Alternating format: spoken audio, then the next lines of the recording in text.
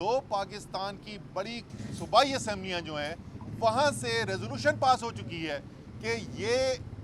Election commission जो है ये गैर जानिबदार नहीं है, ये जानिबदार इलेक्शन कमीशन है, ये सियासी फरीक है और ये काबिल कबूल नहीं है। इलेक्शन कमीशन को मैंने पहले तजवीज़ दी थी कि आप जो है, क्योंकि सियासी पार्टी आप बन ही गए, PDM का हिस्सा ही हैं अब आप, तो एक अपना इलेक्शन सिंबल भी रजिस्टर करा लें। वो इलेक्शन के सिंबल भी इलेक्शन कमीशन ही रजिस्टर करता है, तो इन्होंने तो अभी तक किया नहीं। तो मैं आज कौम से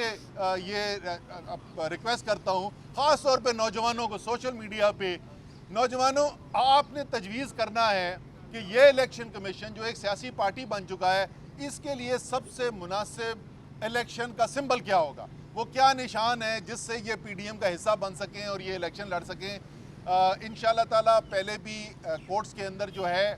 वो कानून के मुताबिक कई इलेक्शन कमीशन के फ़ैसले जो हैं उनको मुस्तरद किया गया है। ये भी पटिशन आज जो फाइल की जा रही है, इंशाअल्लाह ताला इसके ऊपर भी फ़ैसला आएगा, जल्द फ़ैसला आएगा। और कौम जो चाहती है